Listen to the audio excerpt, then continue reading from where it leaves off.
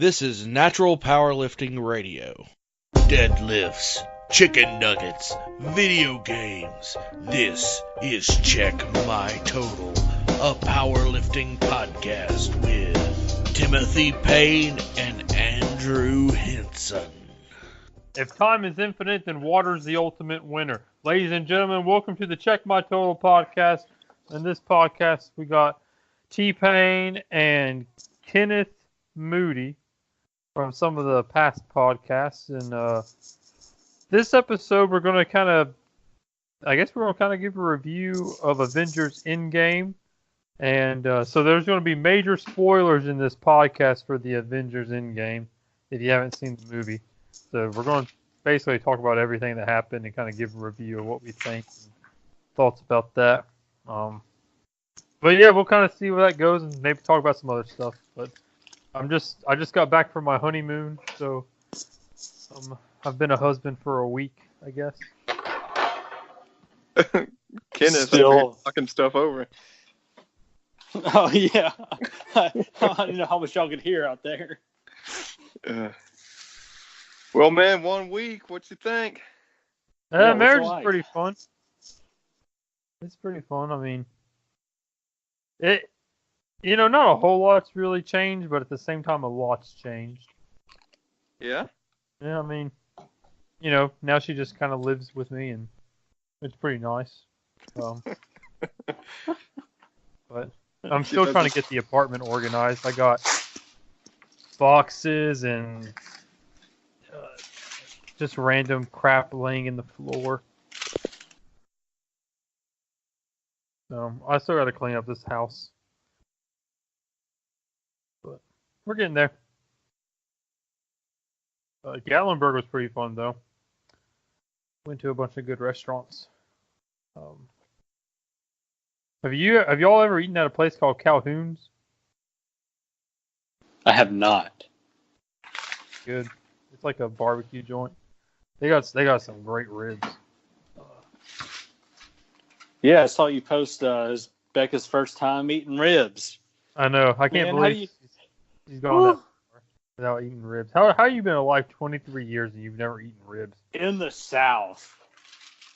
Yeah, I know. In Alabama, barbecue, man. Barbecue Central down here. Can't have ribs. But man, I'm glad you saved her from that, Now she knows what they're like. True. Kenneth, are you making food over there? I am. I keep forgetting to hit mute when I'm making food, but one of my coworkers brought me some homemade egg drop soup that his wife made and some egg rolls. And so I'm warming that up while we're podcasting. Hey, what'd you do in the gym today, Kenneth? What'd you end up doing? I really didn't do much. My back started bothering me, so I did hamstring curls, and I did the leg raises for abs, and I did some stretching, and I just got out of there. My back was just starting to bother me. Are you still doing sharp pains? It wasn't the sharp pains. It was just the achy, kind of in the mid-lower. Yeah. So I don't know what's going on with it. We'll figure it out. I go to chiropractor again tomorrow, so. Well, at least it wasn't sharp pain. Sharp yeah. Pain. Yeah, that's what freaks me out. It's not that they hurt bad. It was just that, okay, well, this is obviously some kind of nerve issue. You know what I mean? And you can't let something like that just go on. You got to get something done about it. Yeah. I mean, not like surgery, but, some kind of treatment. Yeah. Sure. Kyle! What's going on? It's Kyle! Hey, guys. Oh, yeah. What's going on, Kyle? What's going on in your neck of the woods?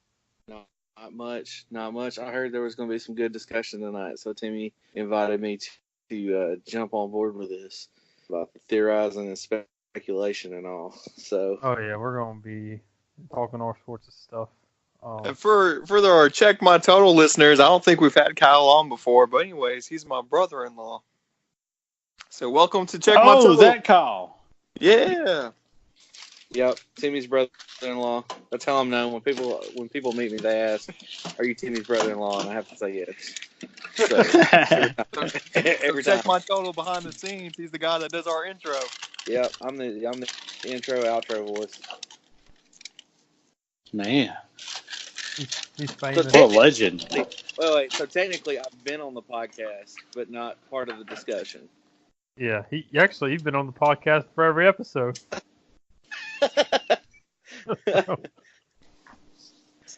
Now I get to dive into the depths of Check My Total. No, All right. man, guys, it's been going good. Just hanging out. Timmy and the Paynes are here for the week. So Timmy invited me on board for this discussion. I'm excited. Thanks for having me on. All right. Let's see. Avengers Endgame. Where to even begin? Oh my goodness. Seriously. Yeah. Kenneth, what are you doing? No, sorry, I flipped it on. You killing me with this background noise. Just So- take a seat. Kenneth trying to get that egg drop soup, man. You right. He needs that egg drop. Look, that's got them working out. I'm hungry. Well, I guess I'll tell you. the first thing we'll bring up is the run time. How do you feel the 3 hours went? I think it went pretty quick. Same. Now, I will admit though, I was a little worried on that first hour of the movie. I mean, the first hour of the movie was just like, I didn't know where they were going to go with it. Like, it felt very, it kind of felt a little rushed. And then like all of a sudden they're going to like, Captain Marvel is just like, I'm going to go kill Thanos now. And I'm just like, what? Yes, the first 15 minutes of the movie, just mind blowing. Because you get to the first 15 minutes, and then by the end of it, you're like, what are they going to do? What's going to happen the rest of the time? They've done what they intended to do in the last movie in the first 15 minutes. So I'm kind of like you, Andrew. I was a little worried. Yeah, I wasn't sure. And you know, I mean, they bring in this new woman, and now she's going to like just become like the Superman of Marvel and like destroy everyone in one punch. Yeah. I have issues with Captain Marvel, but She's OP. She's a little overpowered. yeah, I really don't like characters that are like Superman because like, but Superman has a weakness. He's got kryptonite, but like the only way to beat Superman or to make an interesting movie with someone that's overpowered is you either have to come up with an overpowered villain or a weakness of some sort. Right. And as far as I know, she doesn't necessarily have a weakness. Like, comic-wise, I don't know that she has a weakness. Yeah, So- I don't know. I don't know if this is just how they're doing her character, but man, every scene that girl is in is like so stuck up to me. So what? Stuck up. Oh. Yeah, I didn't hear and- what you said. And I've been watching some stuff, like the behind-the-scenes stuff. I keep up with this stuff pretty much daily. They don't really get along with the cast. From what I heard, did not get along with Brie Larson at all. So there's some tension there. And if you think about the movie, she literally was in the movie for maybe 20 minutes. If Maybe. that. That's So- one of the things I was going to bring up with how much hype Marvel was putting behind her. I expect her to have a larger role in the movie. And yes, I Yeah. agree. Which that might have been just to get people to go see hers because, you know, she was kind of in that weird spot right between Infinity War and Endgame, her movie. and you know what? You could have skipped that movie and perfectly been okay. That's what I did. I still haven't seen Yep. it. Same here. I went and saw it, and I walked away from it thinking it wasn't a terrible movie. I mean, it was no Green Lantern, right?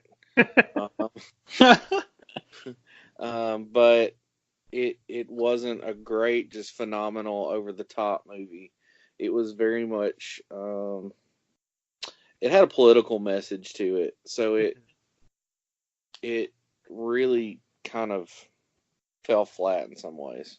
Yeah, I kind of agree with you. And look, I'm all for women. I love women. I'm married to one right You're now. pro women. I am 100% pro women, definitely. But like, when you start pushing agendas and like trying to paint yourself as like being a victim of society, like all I'm saying is Scarlett Johansson as Black Widow is a pretty strong character and a strong independent woman and very respectable. And you don't see no one fighting her or trying to like the cast not getting along with her. Exactly. And like the thing is, I think she had a greater impact. Well, obviously she had a greater impact on the movie than Captain Marvel did. I think I felt like they just used Captain Marvel to blow up anything bigger than they could handle. Physically possible. Yeah, I don't know how Marvel's going to handle her, but like she can't just keep one-shotting battleships. Yeah. Like yeah. Like she really can't. You can't have this character that can just one-shot an armada of ships. Like What? You gotta do something. And then they had that scene. They had them all get together at the end when they're fighting Thanos from the past, spoiler alert, and his army. You know, they have all the women there together. Yeah. And someone made a meme out of it, and it says like, like women Avengers or something at the bottom, and then at the top it says the main villains an unopened jar of pickles. Terrible. But you know what? I think one of the cool things about that, I think there were some really awesome characters in that scene. But to put her at the forefront of the scene, give me Okoye. Okoye, the Dora Milaje. Give me Scarlet Witch. Let's just talk about Scarlet Witch showing up and putting the hurt on Thanos. Yeah, just like it just blew me away. Fire alarm. Kenneth done set off the fire alarm. But like that was just one of the just ridiculous moments of the movie. Getting back to length, it didn't feel like 3 hours to me. I'm kind of like you, Andrew. The first hour felt kind of where are they going with this, but by the end of it, it did not feel that long of a movie because it consistently kept paying off. Like it was kind of these short storylines that would pay off and lead to the next thing. Kind of little mini movies within the movie. Yeah. Yeah, I feel like they could have almost shortened the front end a little bit and expanded more on those scenes where they went back in time. You know what I liked though? The first 5 minutes of the movie, they rip your guts out right out of the gate, right? Hawkeye. Yes, man. Hawkeye with his family. Like, this guy's finally living the life that he wanted to live. Yes, he's on house arrest, but he's out there with his daughter. His kids are playing in the yard. And then he walks over to the tree to grab that arrow, and they're gone. And he freaks out. Like, to me, that was just this moment that just kind of like came back and was like, oh, yeah, you forgot what happened in Infinity War? Here you go again. Let's just feel that all over again. So in the first 5 minutes, to make you feel what you felt at the end of Infinity War again was just awesome. Oh, yeah, that was a great opening scene. And does that cut straight to Captain America and like it goes to the Marvel card.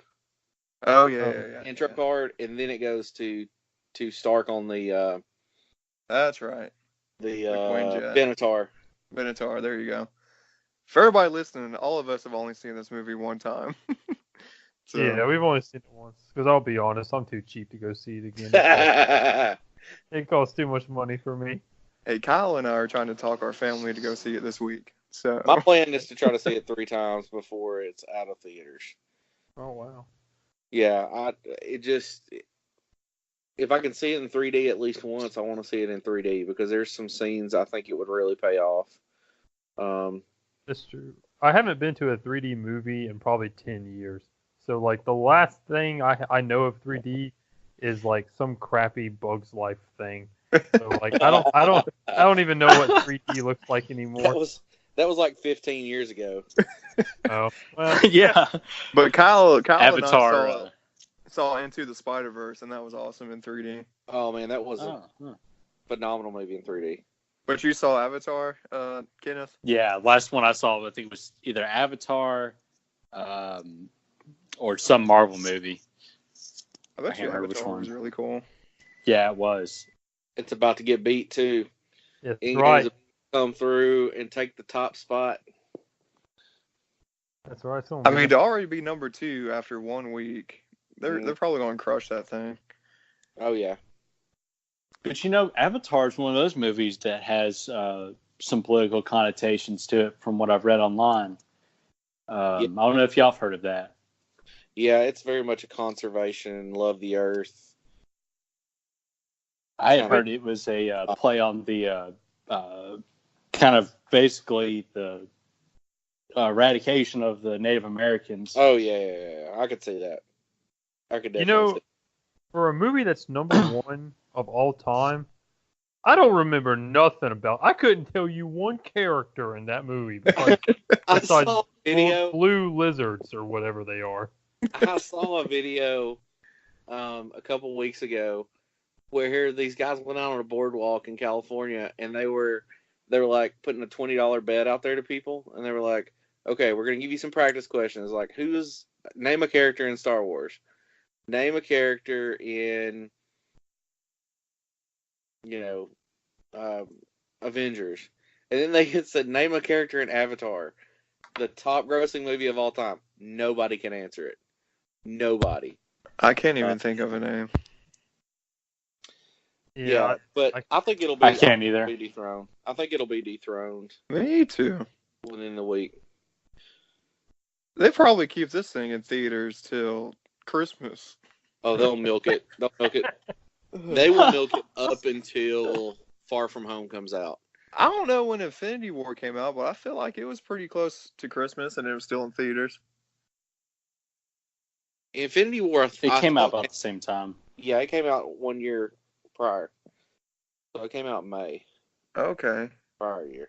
Because they do like May, July, November releases for Marvel. Yeah. That sucker at least went to November. Yeah. But, so next point of discussion. How does everybody feel about Thanos' arc? I thought it was good. I thought they finally made a villain that was relatable to some extent. Like they actually had a villain that you could kind of see where he was coming from, and he actually had more of a personality than just some pure evil dude. Yeah. It was. I was kind of not confused, but had mixed feelings about the version of Thanos that they fought at the end of the movie. How he was actually from the past. Yeah, the one from 2014. Yeah, it ended up working out pretty well, but it was still. I don't know. I feel like it happened really quickly. Like. Yeah. Well, I think what's cool about it, the Thanos that we see in Infinity War and at the beginning of Endgame, he's lived, those years in between, and his intentions were to bring balance and peace to the universe. And he had reason behind that. Like most of the time, villains are like, "I'm going to do something just because I want to do it." But he wanted to bring balance. He wanted to, or at least he thought what he was doing was going to bring balance. And from some of the explanations I've heard or some of the discussions I've seen, a good point came out of it was the Thanos that we see at the end of the movie is completely different because he sees that the things that he thought were going to happen didn't happen. And so now he's like, "I'm going to burn it all to the ground." So he goes from being this benevolent, "I'm just trying to save the universe," to "nobody appreciates what I've done. I'm going to kill them all and start over." Yeah. And I think it makes him so much like it's kind of like, oh, your Thanos was a 10, let me just crank that on up to 11. Like it intensifies him so much more. It makes and I've never seen a movie make someone more of a villain by the end of the movie. Yeah. And it's really like, I don't know, it's just kind of this it's almost like they're two different Thanoses, you know? Because they are. But Yeah. yeah, I mean, it's two different Thanoses. So Yeah. I liked it. I thought it was just nice to see this whole, you know, Thanos from like all the way in 2012 attacking New York. His character arc finally coming to a resolution at the end of this whole Marvel saga. And like, I can't remember, was Avengers the Captain America was the first Marvel movie to have an Infinity Stone, right? Captain America had the Tesseract. yes, the Tesseract, Space Stone. The Cosmic Cube. Yes. Yeah, so I guess that was when they introduced an Infinity Stone, even though it wasn't what it was called back then. Right. But just to see that long story arc being wrapped up, like they did a great job crafting this universe in this Infinity War saga. Yeah, I mean, 10 years of just payoff after payoff after payoff after payoff. There's TV shows that can't even get that right. Like, I watched Lost for 7 seasons, and by the end of it, I'm like, you got to be kidding me. I've sat here for 7 seasons and watched the show, and you're not going to answer the simplest of questions. But yet Marvel finds this way not only to turn around and pay all of that off, but to pay it off in a way that's meaningful and has purpose in it. It makes you think, man, they were doing this all along, which in reality, they probably weren't. Yeah. And on top of that, all 6 or however many main Avengers there are, they all got that sense of finality, their book closing. So it wasn't just Thanos getting, his arc completed. It was all 6 different characters did. Yeah, I thought they wrapped up the character stories pretty well. Kind of interested to see what they do with Thor from this point on. I don't know what they do with his character, if they just write him off as he's traveling through space, or if like they put him in the next Guardians of the Galaxy movie, or what they do. That's the way I took it. Like he's going to be in Guardians 3. Yeah. So I'm a little unsure what they do with Thor's character right now. Because I always thought it was interesting when they got rid of James Gunn, how Marvel was like, we're still going to use his script. And I wonder if, Thor being a part of it, if that had something to do with it. Maybe. James Gunn's back, though. Yeah, you're right. So, we'll see what happens. Because I just don't know what you should do with his character, because he's not the king of Asgard anymore. And in my opinion, the Guardians of the Galaxy, man, he's a little OP to be on the Guardians of the Galaxy. So, like, I'm not entirely sure what you do with his character. I'm sure they got it all figured out, though. Oh, I'm sure they do. I'm sure it'll be a good ride, whatever they decide to do. Yeah. Yeah, I thought it was good. Well, I like what's her? I really like the character who plays the Valkyrie. Is that the girl? The girl who takes over Asgard. I like that character. I do too. It kind of makes me wonder if Guardians of the Galaxy isn't going to have some kind of super powerful big bad, which at the end of Guardians of the Galaxy 2, Adam Warlock was teased. Yeah. Right. So that's a pretty powerful character in the Marvel universe, which Thor could go toe to toe with. pretty Yeah. well. That's a fair point. So where do y'all think this is going to go next? I was watching something today about the Spider-Man Far From Home trailer that released, and they're saying that it's not the Marvel Universe anymore. It's the Marvel Multiverse. Okay. And So- there's a lot of theorizing that Kang the Conqueror is going to be the next big bad. Ooh. So multiverse stuff. First off, Far From Home. I don't disbelieve, but if you know anything about Mysterio in the comic book, he's a liar. He uses movie magic to make things appear that aren't there.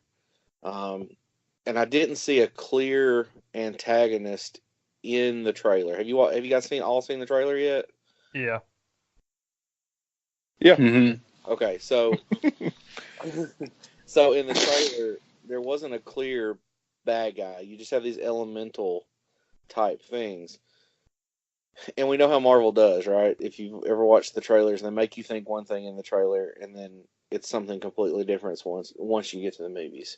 So I'm hesitant to believe the multiverse thing yet, but it would be awesome. And Kang the Conqueror would be really the next level for the franchise. Wait, so who's Kang the Conqueror? I don't know who this guy is. I'm not a true comic book nerd. So Kang is this character who is from the future. He's also purple. He's also Well, purple. He's not purple. He wears purple. In he manipulates his own timeline to create different outcomes. Ultimately, his goal is to make himself the emperor of the universe. Oh. So he also uses kind of multiverses and pulls different things in. He manipulates time and space to get what he wants, essentially. So I could see it going to some really cool places. It would make sense if, I mean, you think about the upcoming movies. You've got Black Panther 2, which there's speculation. Did you guys catch that line in Endgame about the underwater earthquake? Oh, yeah. That kind of like side point where they're all giving their mission briefs and they're talking about this underwater earthquake. I didn't catch that. I freaked out in the theater because I was like, Namor the Submariner, right? So that's this huge conflict in the comics between Black Panther and Namor. But multiverses would be awesome. It would be the next thing, and it would give Sony a chance to tie all the Spider-Verse stuff they're doing in to Spider-Man, who Far From Home trailer kind of makes out to be the next Iron Man. It's true. Yeah, that's true. So one thing I was kind of surprised didn't happen is I thought what would happen in Endgame is I thought we might get a look at a Celestial or like someone. I thought that maybe someone might be pulling the strings of Thanos' motivations behind the scenes, and so I thought we might get like are the in the Marvel comics, are the Celestials neutral or are some of them bad? They're like before the current universe, so like they happened before what we know as the Marvel universe right now. Yeah. Like, if you go back and watch the Guardians movies, they talk about them. Yeah. Yeah. Well, I know they've been mentioned a couple times, and Ego was a Celestial, I think. Yeah, Ego was a Celestial. Yeah. I mean, I guess you could compare them to, like, Greek gods or something. They're kind of, Right. They're good, they're bad, they're whatever they want to be. Yeah, I kind of thought we would see one of them pop up, and that would be like one of the next big bads or like big powerful things. Which isn't Nowhere a Celestial? Like his head? Yes, Nowhere was a Celestial that was dead. And so they built that planet basically within his skull. Yeah. Oh. Huh. So who in the Marvel comics is the biggest, most dangerous villain? there's debate among on that point. Some people are going to say Thanos. Some people are going to say Kang. Some people are going to say Galactus. What do you think, Timmy? I've always been a huge fan of Sentry and the Void, which anybody listening, I suggest looking into him. He's really cool. Sentry is kind of another one of these superhero type characters, but he can change his molecules to do different stuff. But he has an evil being living inside of him called the Void. And the Void is this huge, super big bad that comes out of Sentry and, destroys stuff. But he's super powerful too. So powerful he can take out the Sentry character who I said's, like a Superman. Yeah, I mean, he is the Superman in essence of the Marvel Universe. Sentry is. A lot of the same powers as Superman. There's the Beyonder. I'm not quite sure if he's good or bad, but he's super powerful. Yeah, I just wonder what the biggest threat that you could have, like, is Galactus like the strongest villain? Like, he's a planet eater, right? Right. He is a consumer of worlds. And I think that'll come with the Fox merger. They've got Fantastic Four. It's just a matter of time until Galactus is there. That's true. And he better actually be a huge, giant being, because that cloud that they gave us for Fantastic Four 2, that didn't cut it. Yeah, I agree. That was a big letdown. When they finally actually got to Galactus, he was just this giant cloud with kind of a face, but not really. Yeah, that was a bad movie. Now the Silver Surfer in that movie was pretty cool. Yeah. I like the Silver Surfer. Pretty neat. I think they're going in a smart direction with Spider-Man kind of taking this lead role. Because if you look back on Marvel history, Spider-Man is the one character to kind of jump from comic to comic to comic, connecting everything together. Like, he spends time with the X-Men, he hangs out with the Fantastic Four. He actually becomes a part of the Fantastic Four at one point. He's part of the Avengers. He just jumps all over the place. So, it'll be interesting to see where they go. I agree. Wolverine's like that too, but we haven't gotten to him yet. But rolling back to Endgame, how do y'all feel about Tony and Steve? Man. Oh man. Rip Iron Man, the man who started it all. Yeah. One of the things I loved about the movies is how using the Infinity Gauntlet actually takes something out of you. Yes. When Thanos snapped, we see him at the farm, and his left hand is what he uses. That's what the gauntlet's on. Yeah. He's all messed up. Well, you got to remember, that was after he destroyed the Infinity Stones. And so, is that a result of destroying them or using the gauntlet? I think it's using the gauntlet, because if you watch Infinity War, you can see where it like burns into his skin and everything. Yeah. Okay. And then Thor, takes Stormbreaker and plants it in his chest. And then he snaps, and then he uses a space stone and disappears. But yeah, I like the fact that the gauntlet requires physical sacrifice, and not everyone could bear it. It takes someone special to actually wear the gauntlet. I think that they did a great job with, like, just wrapping up Tony Stark's story arc. Yeah. And, like, him becoming the one that does the final snap. Yeah, and talking about those payoffs, right? So the whole Captain America Iron Man payoff of which movie was it in? Where was it all the way back in the first Avengers where Iron Man tells Cap that, or Cap tells Iron Man that he's not the kind of guy that can make the sacrifices when needed. And then then Iron Man says, everything special about you came from a bottle. Yeah. Oh yeah. That's the first one. And that's the first one. And now the payoff in this is like Tony makes the play. He makes the sacrifice. He puts it all out there.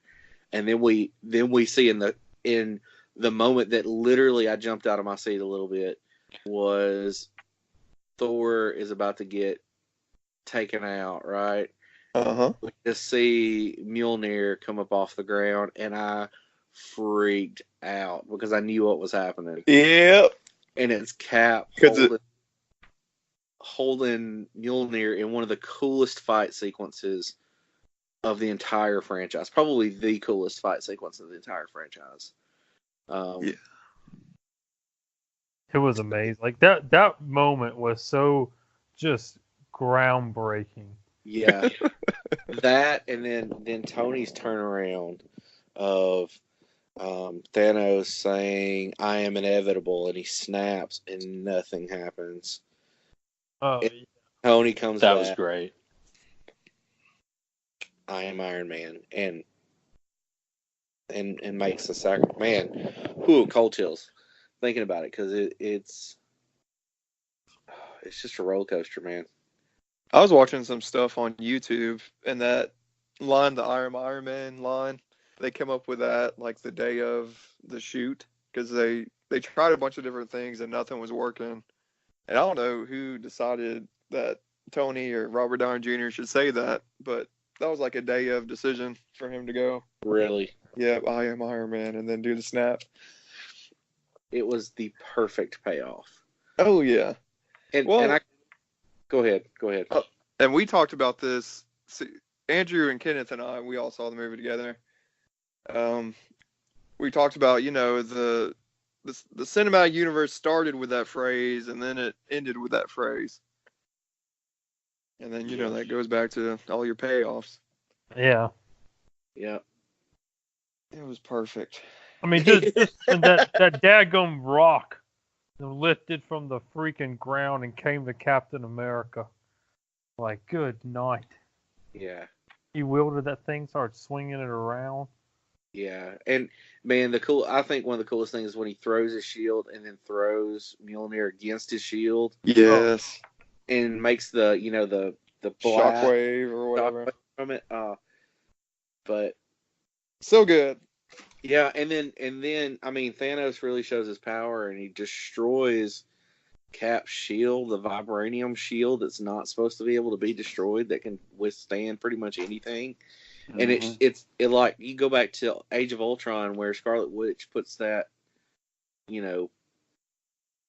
hoodoo on Tony, and he sees that vision, and it's of that moment. I mean, you think about everybody laying around and they're dead. Yeah. And it kind of makes you think of the most underrated character in the whole movie, I think, the most overlooked, Stephen Strange. Give it up for that guy. Dr. Strange coming through. And when Tony was like, "Is this it? Is this the 14? Is this the one?" And Dr. Strange is like, "I can't tell you that, because if I told you, it would ruin it." Which made me wonder, is like, did he tell him it that last time on that last go round before the one that he saw that worked? Yeah. It made him realize that was it. Like, I mean, he had to. He was holding up the arthritis hand, the arthritis shaky hand with the number 1 on it right before Iron Man went for the final fight to grab that gauntlet. Yeah. That was a good to give him that moment of like, this is the moment, this is the one, and the nanotech, like, just the way all of that was written and came to fruition, and then the biggest feels right after, right? Because Iron Man snaps his fingers, fixes everything.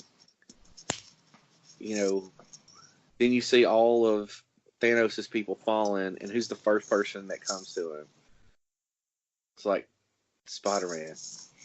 Tony is passing away. Tony is disappearing. He's fading, just like Spider-Man was at the end of Infinity War. And the person that's holding him the first is Spider-Man. And Tony actually gives him a real hug. I know. Love you 3000. Oh man, that part of the movie, ugh, killing me. Just stab a knife and turn it a little bit. No, the part that got me was Steve having his dance with Peggy. Yeah, what a perfect way to end that. Like, I love the line that he gives Falcon though. When Falcon walks up to him and he's that old man sitting on the bench, and he says, "Finally got the girl." And he says, "You want to tell me about it?" And he goes, "No, I think I'm good." Yep. It's like, no, I think I'm gonna keep this one to myself. Yeah, But, I thought you that was a great way to end Captain America's story. Yeah, it really did feel like the end of a chapter, though. Yeah, I did. Yeah. Well, Kenneth, what you think about the ending? You've been quiet. Yeah, I really liked it. I thought they wrapped it up. I don't really know what else they could have done to wrap it up any better. Kept you in kind of suspense of what they were exactly going to do, to win it the whole time.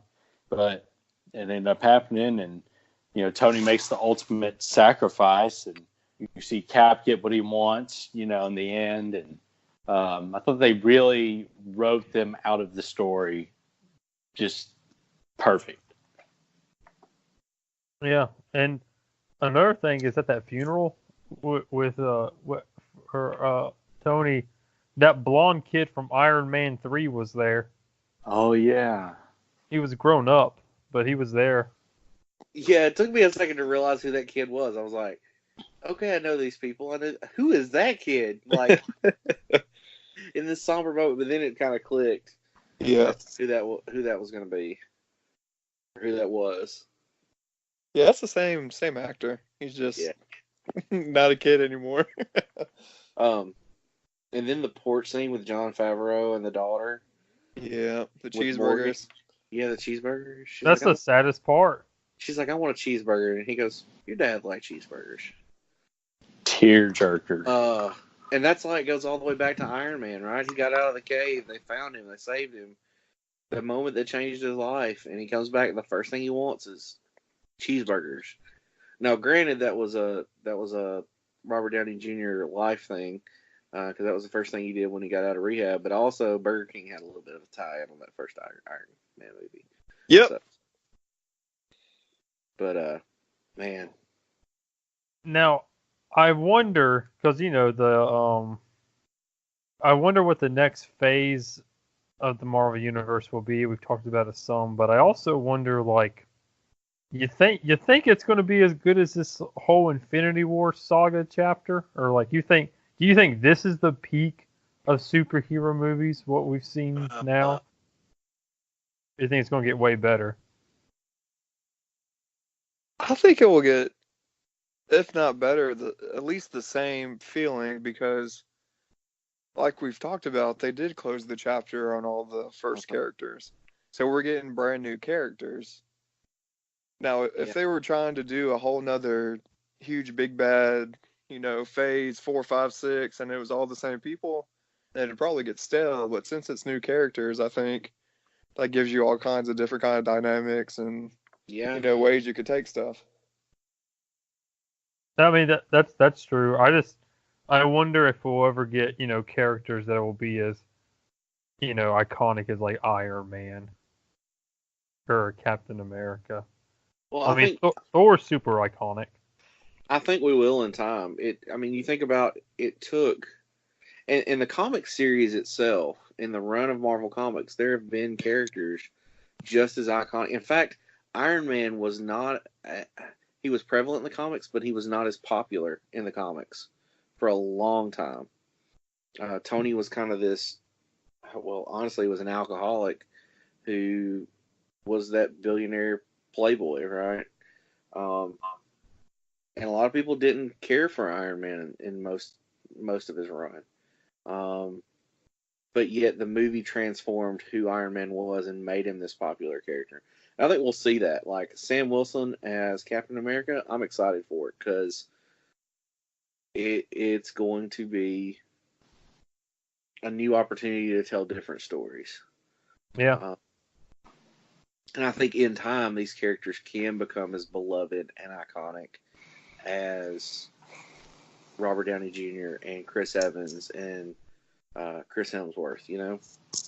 Yeah. If Sony doesn't screw it up, Spider-Man's already on that way. Like Tom Totally. Holland could be Spider-Man for the next 15 years. Oh, I think longer than that. He could be it the rest of his life and probably be okay with it. Yeah. Like I said, that all depends on what Sony's going to do. Well, and you think about how long Star Wars has been running, right? Not to bring Star Wars into this whole discussion. But you're talking about a 40-year franchise, right? So Yeah. 40+ year franchise. Started in 1977. So, I mean, we're talking about 4 more phases. I mean, like 4 more chapters or 3 more chapters. And could make it last because I think they've built a fan base that is so strong and so vested. And Endgame has done nothing but solidify that fan base even more. I think there'll come a time where movies get old. It could, if they're not careful. See, that's another thing I wonder is how much longer do these superhero movies have?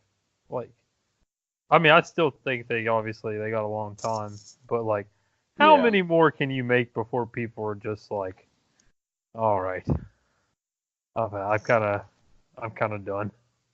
Yeah, I think it's the stories you tell. Yeah. And I think people just like certain stuff. Like, I've been reading comics since I was, like 8 years old, and I haven't got bored of them. So I don't know why watching the movies would be any different. Well, and the cool thing about comics, especially the Marvel Universe, DC's kind of like this in some ways, but not as much.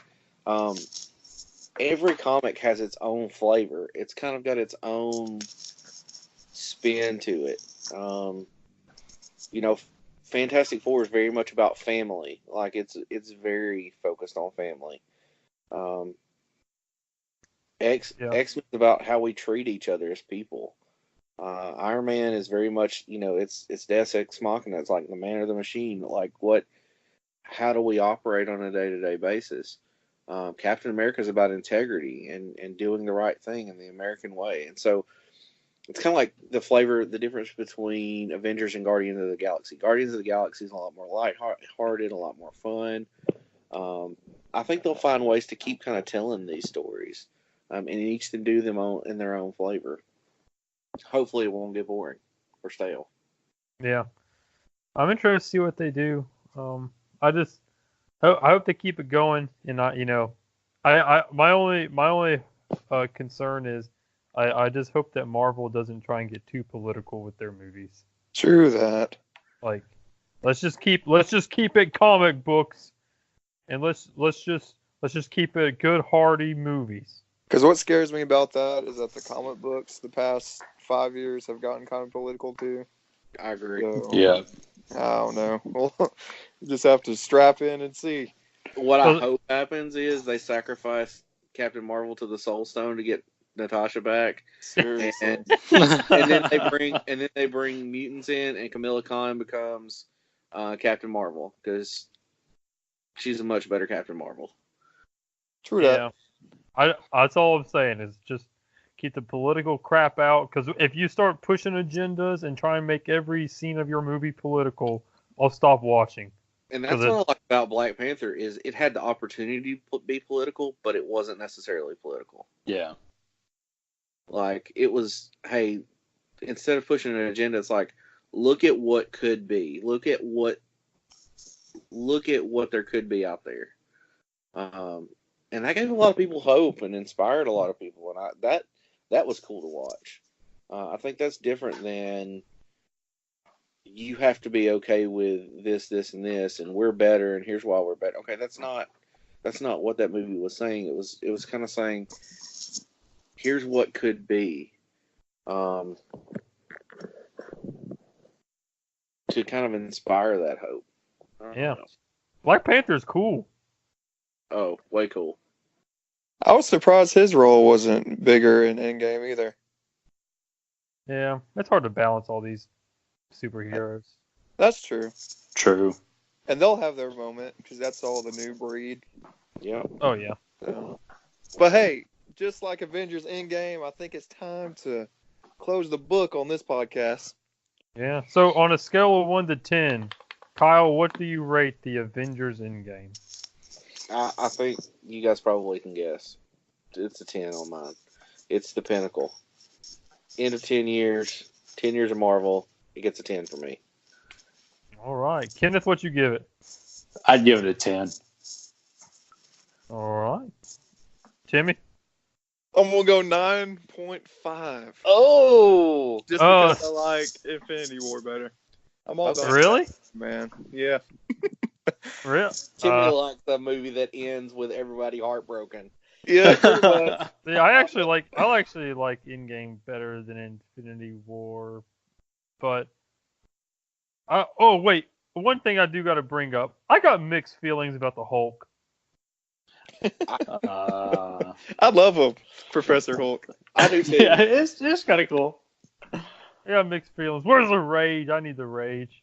But you know what? To me, kind of side shoot off of this, when the Ancient One does the forehead touch, Yes, that's cool. and knocks him out of his body, Yeah. that was way cool. And then he mentally spars with her one on one to Yeah. but if we put them all back, Yeah. everything's good. So, but yeah, I like the credible Hulk. I need some more rage in my Hulk. That's all I gotta say. But I'll give the movie a 9.5. I'll give the movie a 9.5. I really don't have many complaints except for I don't like Captain Marvel. So Fair enough. that's really it. But I love all the other women characters. Hey, Hulk smash this outro. Yeah, Hulk smashes outro. Ladies and gentlemen, it's the time for the Avengers Endgame podcast come to a conclusion. And just like the Infinity Stone, when I snap my fingers, I want you all to drop down and give me 10. And I want you all to realize when I snap my fingers, half your strength's gonna be gone. It's all gone and it's all mine, people. I don't care how hard you work for it, I'm snapping it away. You can come find me. My address is 11911. The Coke pistol, the daggum. I'm coming for you, ladies and gentlemen. You can't fight me and you can't stop me. Remember, it doesn't matter what you say, the Afro Samurai will always be in your way. See you on the next one. We're out. Please subscribe and thank you for listening. Be sure to follow @CheckMyTotal on Instagram for all the latest updates.